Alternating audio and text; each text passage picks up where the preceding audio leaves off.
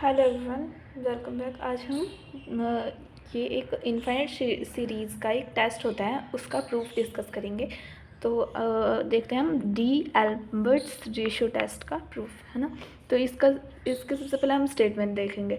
इसके स्टेटमेंट ये है, if limit n approaches to infinity a n plus one upon a n is equal to L, then positive term series a n converges if L is less than one and diverges if L is greater than one.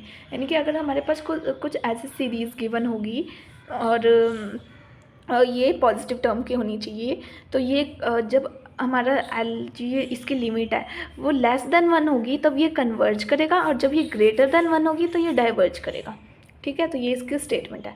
अब हम इसका proof one by one discuss करेंगे। पहले हम less than one वाला case लेंगे, फिर greater than one वाला केस लेंगे। ठीक है, तो हम पहले देखते हैं लेस देन वन वाला केस। इसके लिए हम क्या करेंगे, हमने epsilon greater than zero however small term होती है, हमने उसे मतलब चूज़ किया है epsilon greater than zero, such that यहाँ पर जब हम लेस देन वन लेंगे तो उस केस में हम कुछ ऐसी टर्म लेट करेंगे कि एल प्लस एप्साइलन एल और वन के बीच में। ठीक है, तो ये हमने एप्सिलॉन लेट कर लिया। अब क्योंकि हमें क्वेश्चन में कुछ ऐसी लिमिट गिवन थी, तो अब यहाँ पर हमने सीरीज़ की डेफिनेशन लगा दी।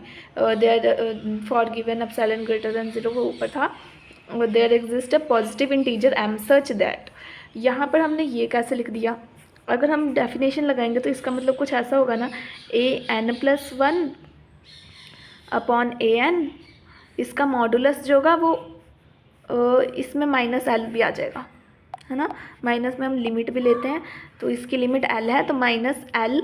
अब इसका मॉडुलस जो होगा वो एप्सिलॉन से लेस होगा, और जब हम इसका मॉडुलस खोलेंगे तब ये हमारे पास यहाँ पे इस टर्म मतलब इस सीरीज़ की, एक मिनट, हाँ, तो जब हम मॉडुलस खोलेंगे तो यहाँ पर कुछ इस तरह से आ जाएगा, यहाँ पर एप्सिलॉन और यहाँ माइनस एप्सिलॉन। अब हमने ऑल साइड हमने एल ऐड कर दिया, तो यहाँ कुछ ऐसा बन जाएगा, एल माइनस एप्सिलॉन और यहाँ से ए n plus one upon a N, और यहाँ पे एल प्लस एप्सिलॉन, है ना। तो वो हमने वहाँ लिखा है, ये देखो सेम है, ये सेम है ना। तो हमने यहाँ लिख दिया। अब हमने क्या किया जी, ये जो ग्रेटर वाली इतनी थी, हमने इसको पकड़ लिया और हमने एल प्लस एप्सिलॉन को आर पुट कर दिया, और सच दैट आर की वैल्यू 0 to 1 है ना। तो हमारी सीरीज़ कुछ इस तरह की बन गई।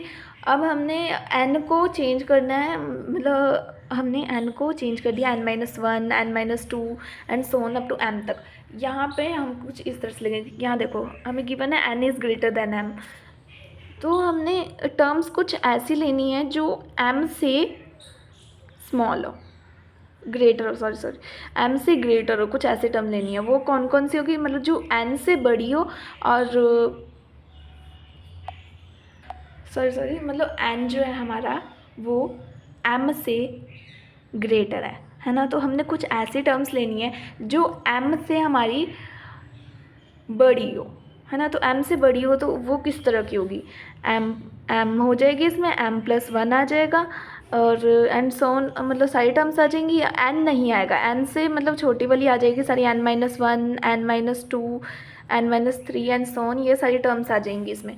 तो हमने यहाँ इस मतलब काफ़ी सारी टर्म्स आ जाएंगी, इनमें से हमने कुछ टर्म्स ले ली, n minus one, n minus two and so on up to m, है ना। हमने इतनी टर्म्स ले ली, इसमें तो काफ़ी सारी टर्म्स आ रही है ना, इनफाइनाइट टर्म्स, तो हमने इतनी ले ली।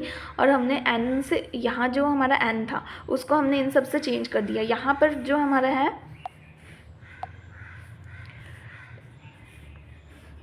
यहाँ हमने n माइनस वन लिया, यहाँ हमने n माइनस टू लिया, और फिर यहाँ ये जो लास्ट वाली टर्म है यहाँ हमने m लिया, और यहाँ m प्लस वन लिया। अब यहाँ हमने m प्लस वन क्यों लिया, ये देखो हमें क्वेश्चन में गिवन था n इज़ ग्रेटर देन और इक्वल टू m, है ना। हम लेट कर लेते हैं n 10 है और m हमारा 10 से छोटा, लेट से 6 है। तो हम अब इसे किस तरीके से लिखेंगे, मतलब इसमें हमने जो टर्म्स लेट की वो किस तरीके की हैं, 9 आ जाएगी, 8 आ जाएगा, 7 आ जाएगा और 6 आ जाएगा, है ना। 10 से मतलब ये हो गई हमारी n-1, ये हो गई n-2, समझ में आ रहा है। और ये लास्ट वाली टर्म है हमारी m, और यहाँ अगर हम यहाँ कुछ बड़ी 100 लेट से कर लेते तो यहाँ पे भी काफ़ी सारी टर्म्स आती ना, एंड सो ऑन करने के बाद लास्ट में 6 आता। तो और ये जो यहाँ वाली टर्म है ये हमारी m है, तो ये m+1 होगी, समझ में आया। तो हमने इस तरह से यहाँ पर m+1 वाली सीरीज़ लिखी, m+1 वाली सीरीज़ लिखी। अब हमने इन सारी टर्म्स को मल्टीप्लाई कर दिया, यानी कि लेफ्ट हैंड साइड को लेफ्ट हैंड साइड से और राइट हैंड साइड को राइट हैंड साइड से। तो अगर हम यहाँ ध्यान से देखें, लेफ्ट हैंड साइड को अगर हम मल्टीप्लाई करें तो कुछ इस तरीके की सीरीज़ बन जाएगी, है ना। तो यहाँ पर ये टर्म इसकी कटिंग हो जाएगी, और यहाँ पर और भी टर्म्स होंगी तो ये इसके डिनोमिनेटर की कटिंग हो जाएगी, सेम ये इसकी भी कटिंग हो जाएगी और इसकी भी, और लास्ट में हमारे पास क्या बचेगा, an/am, है ना। तो हमने वो लिख दिया यहाँ पे an/am, और यहाँ पर हमारी क्या टर्म्स बचेगी, क्योंकि हमने जो यहाँ सीरीज़ ली, ये वाली सीरीज़ जो हमने लेट की थी ये हमारी n-m सीरीज़ थी। वो कैसे पता लगाएं, उसके लिए भी आप कुछ लेट कर लो। n को हमने 10 लेट किया था और m को हमने 6 लेट किया था ना। अगर हम यही लेकर चलें तो इसमें टोटल कितनी टर्म्स है थी, 9, 8, 7, 6, है ना। और ये n-1 सीरीज़, इसे हम कैसे बोल सकते हैं, सॉरी n-m सीरीज़ है। m था हमारे पास 6 और n था हमारे पास 10, और अगर हम n-m निकालें तो वो हमारे पास कितना आएगा, 4, और इसमें टर्म्स कितने हैं, 4। वैसे अगर यहाँ हम कोई भी नंबर्स लें तो ये इस तरीके की सीरीज़ n-m होती है। इसलिए अगर हम r को मल्टीप्लाई करें, क्योंकि n-m सीरीज़ है तो इसलिए यहाँ r⁻n आ गई, ठीक है। अब हमने इसको सॉल्व किया, हम m को राइट हैंड साइड ले गए यहाँ पे। अब हमने हम इस टर्म को कुछ, अगर हमें n की फॉर्म में लिखना हो तो हम m वाले को एक कांस्टेंट मान लेते हैं k, ठीक है।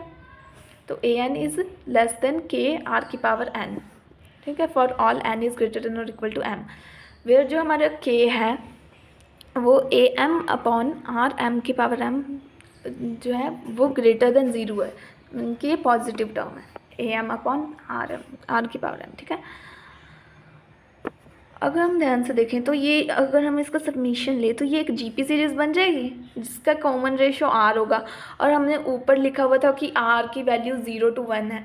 और मतलब अगर हम कंपैरिजन टेस्ट देखें तो जब जीपी सीरीज़ की कॉमन रेशो मतलब 1 से लेस होती है तो वो कन्वर्ज करता है। तो हैंस मतलब देयरफॉर दिस सीरीज़ कन्वर्जेस, और अगर ये सीरीज़ कन्वर्ज कर रही है तो हमारी कंपैरिजन टेस्ट से an वाली सीरीज़ भी कन्वर्ज करेगी। तो हमारा फर्स्ट पार्ट प्रूफ हो गया क्वेश्चन का।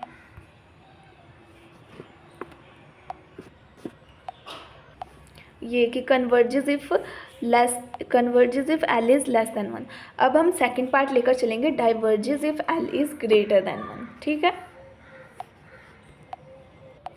यहाँ हमने ले लिया let l is greater than 1। अब वहाँ जब हमने l इज़ लेस देन लिया था तब हमने यहाँ वाली टर्म को l+ε लिया था, लेकिन यहाँ हमने l-ε लेना है, ठीक है। ये हमें याद रखना है, ओके। अब ये हमें लिमिट गिवन थी, वैसे हमने डेफिनेशन लगाई जैसे पार्ट 1 में किया था, और वहाँ हमने l+ε वाली टर्म को हमने r लेट किया था, है ना। यहाँ पर हमने क्या किया, l-ε को 1 पुट किया। वो कैसे, यहाँ पर हमने ऊपर ही लेट किया है l-ε इज़ लेस देन 1। अगर ये 1 से लेस है l-ε तो, और ये जो सीरीज़ है ये l-ε से लेस है तो 1 से भी तो लेस ही होगी, है ना। जैसे देखो अगर हमने ऊपर लेट किया हुआ है 2 is less then greater than 1, है ना, यानी कि ऐसा कुछ। और यहाँ हमने किया है, मान लो 3 इज़ ग्रेटर देन 2, तो हम इसे ऐसा भी तो ले ही सकते हैं 3 इज़ ग्रेटर देन 1, तो वही वैसे यहाँ पर लिखा है, ओके।